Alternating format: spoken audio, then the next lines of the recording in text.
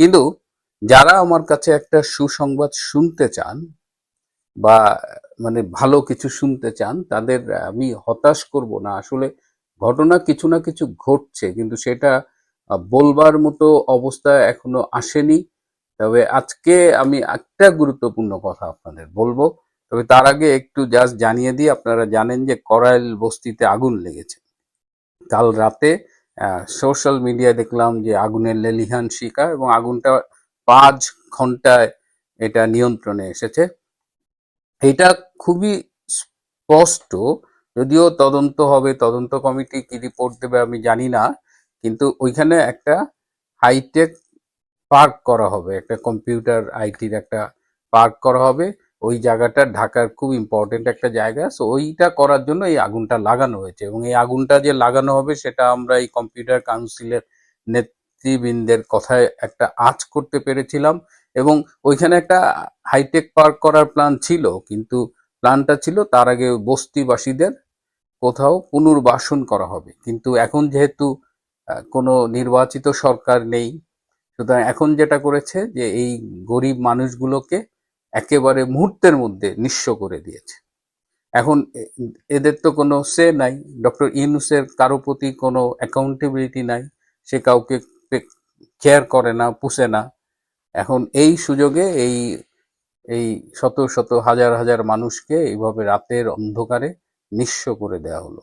আমি এটা নিয়ে ভেবেছি, এবং আমার মনে হয় যে মাঝে মধ্যে প্রকৃতি সম্ভবত বিচার করে, এবং প্রকৃতি যদি বিচার করে যারা এই মানুষগুলোকে এভাবে রাতের আধারে নিঃস্ব করে দেয়, তাদেরও কিছু না কিছু, কোনো না কোনো পথে প্রতিদান পাওয়া উচিত।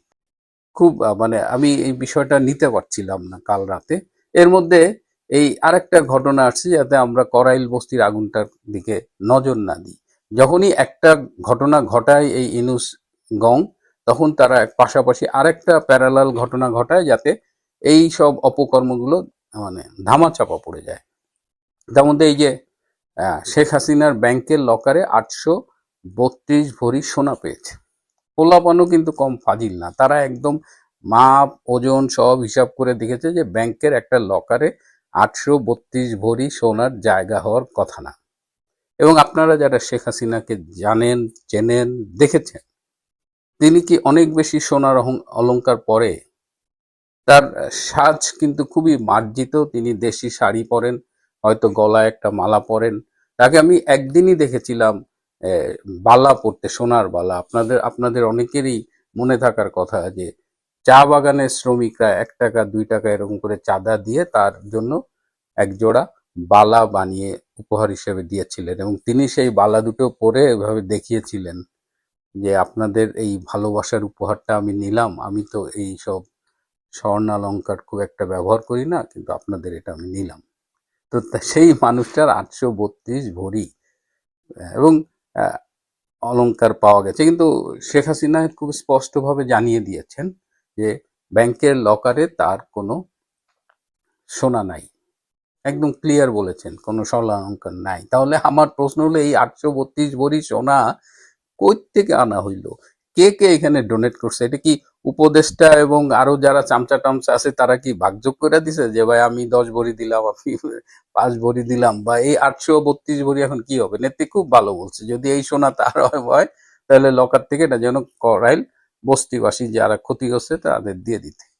তো ডক্টর ইউনূসের আসলে যখন সময় শেষ হয়ে আসে না, তখন এইসব বগিচকির নাটক, এই নাটকের যে স্ক্রিপ্ট, সেগুলো দুর্বল হয়ে যায়। এবং নাটকের স্ক্রিপ্টের দুর্বলতা দেখে আমরা কিন্তু আঁচ করতে পারি যে ডক্টর ইউনূস যতই ঘাওড়ামি করুক, আর ওই জামাতি ওয়াকারের সাথে মিলে যতই তারা সলা পরামর্শ করুক, খুব একটা সময় তাদের হাতে নাই।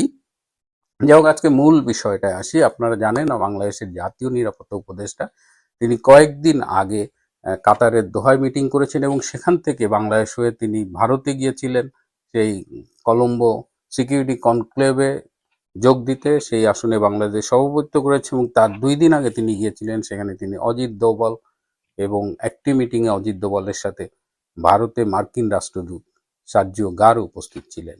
তিনি আবার এসে পরশুদিন আবার তিনি কাতার গিয়েছেন, এবং কাতারে তিনি সিরিজ বৈঠক করছেন। এই বৈঠকে উপস্থিত আছেন ভারতের এক্সটার্নাল অ্যাফেয়ার্স মিনিস্ট্রি, যেটা পররাষ্ট্র মন্ত্রণালয়, পররাষ্ট্র মন্ত্রণালয়ের প্রতিনিধিরা আছেন, রয়ের প্রতিনিধিরা আছেন, এবং মার্কিন যুক্তরাষ্ট্রের ট্রাম্প অ্যাডমিনিস্ট্রেশনের কয়েকজন এখানে যোগ দিয়েছেন, এবং এখানে সিরিজ বৈঠক হচ্ছে। 4 দিনের সফরে গিয়েছেন ডক্টর খলিলুর রহমান, এবং এখানে মূলত বাংলাদেশের নির্বাচনটা নিয়ে আলোচনা হচ্ছে, যে বাংলাদেশের আসন্ন জাতীয় সংসদ নির্বাচনটা যাতে ইনক্লুসিভ হয়, সব দলকে নিয়ে হয়, সেটা নিয়েই আলোচনা হচ্ছে। এর আগে যে ভারতে অজিত দোভালের সাথে যে আলোচনাটা হয়েছিল এবং সার্জিও গারের উপস্থিতিতে যে আলোচনা হয়েছিল, সেখানেও কিন্তু বাংলাদেশে ভারতের প্রত্যাশাটা জানানো হয়েছিল যে ভারত চায় বাংলাদেশে একটা সবাইকে নিয়ে অন্তর্ভুক্তিমূলক আর ইনক্লুসিভ নির্বাচন।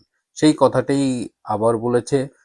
বাংলাদেশ আওয়ামী লীগের কার্যক্রম নিষিদ্ধ করা হয়েছে, সেই কার্যক্রমের উপরে নিষেধাজ্ঞা তুলে নেওয়ার ব্যাপারেও আলাপ হয়েছে, এবং বর্তমানে অসংখ্য নেতাকর্মী মিথ্যে মামলায় কারাগারে বন্দী রয়েছেন, তাদের মুক্তি, জামিন, এই বিষয়টি নিয়ে আলাপ হয়েছে, এবং এই যে সম্প্রতি আইসিটিতে যে প্রহসনের বিচারের মাধ্যমে শেখ হাসিনার একটি ফাঁসির রায় দেওয়া হয়েছে, সেটি নিয়েও আলোচনা করা হয়েছে, এবং ভারতের পক্ষ থেকে খুব স্পষ্ট করে বলা হয়েছে যে কোনো বিচারের মানদণ্ডেই এটি গ্রহণযোগ্য নয়। এখানে ডক্টর খলিল ছিলেন। ডক্টর খলিল দীর্ঘদিন আমেরিকায় থাকার কারণে তার মধ্যে কিছু বিষয় ভালো ডেভেলপ করেছে, যেটা পাশ্চাত্যের প্র্যাকটিসটা তিনি করেন। আর তিনি এবং এখানে এই বিষয়ে কিন্তু আমেরিকার যারা ছিলেন তারাও কিন্তু ঐকমত্য পোষণ করেছে। ইটস নট দ্যাট যে এগুলো শুধু ভারত বলেছে। মোটামুটি 3 পার্টির মধ্যেই, যে 3টা, বাংলাদেশ, ইন্ডিয়া এবং আমেরিকার যারা ছিলেন তাদের মধ্যে এগুলো নিয়ে আলোচনা হয়েছে, এবং তারা বলছেন যে কত দ্রুত এই ইনক্লুসিভ ইলেকশন করা যায় এবং একটা নির্বাচনের পরিস্থিতি তৈরি করা যায়।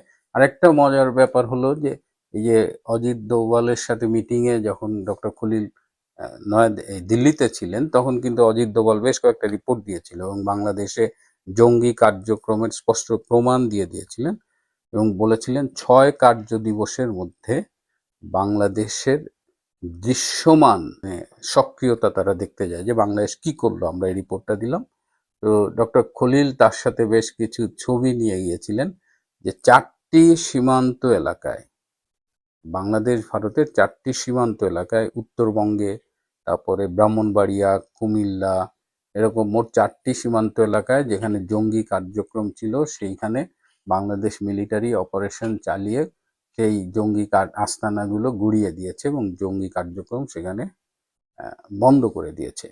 তো এইগুলোর রিপোর্ট নিয়ে গেছেন ডক্টর খলিল, টু প্রুভ যে বাংলাদেশ সরকার, ভারত যে অনুরোধ করেছিল এবং যে প্রমাণগুলো দিয়েছিল, বাংলাদেশ সরকার ইজ অ্যাক্টিং অ্যাকর্ডিংলি। তো এই এই আলোচনাগুলো আরো চলবে। আর বাংলাদেশের মানে গোয়েন্দা ওয়ার্ল্ডে, স্পাই ওয়ার্ল্ডে, এখানে অনেক দেশের গোয়েন্দারা কাজ করছে, এবং একটি দেশের 17 জন গোয়েন্দা গত 14 মাসে খুন হয়েছে। সেই দেশের গোয়েন্দারা এখন বাংলাদেশে আসতে আসলে স্বাচ্ছন্দ্য বোধ করে না। তো অনেক সেই দেশের অনেক প্রতিনিধি এর চাইতে বাংলাদেশের বাইরে, স্পেশালি কাতারে মিটিং করতে আগ্রহ বোধ করে। কিন্তু সমস্যা হলো যে ডক্টর খলিল যখন মিটিং করে বাংলাদেশের পক্ষ থেকে, তিনি যে কমিটমেন্টগুলো করেন বা যে বার্তাগুলো বাংলাদেশে নিয়ে আসেন, সমস্যা করে আসলে ডক্টর ইউনূস। ডক্টর ইউনূস তিনি তার ক্ষমতা ছাড়তে চান না, এবং তিনি এখন কাউকেই পাত্তা দেন না। তিনি মনে করেন তিনি আছেন, তার সাথে জামাত আছে এবং ওয়াকার আছে, সুতরাং কেউ তার কিছু করতে পারবে না। কিন্তু হাওয়া যে বদলাচ্ছে, আমি আপনাদের শেষ একটা খবর দিই, আপনারা জানেন কিনা আমি জানি না, যে এই মুহূর্তে ভারতের রাজস্থানে ভারত এবং মার্কিন সৈন্যবাহিনীর যৌথ মহড়া চলছে। এইটা খুব গুরুত্বপূর্ণ একটা বিষয়। সুতরাং অনেক কিছুই চেঞ্জ হচ্ছে। যারা আমার কাছে ভালো সংবাদ শুনতে চান, আমার মনে হয় যে আমরা একটা ভালো সংবাদ পাবো। সেই সংবাদটা ডিসেম্বরের মধ্যে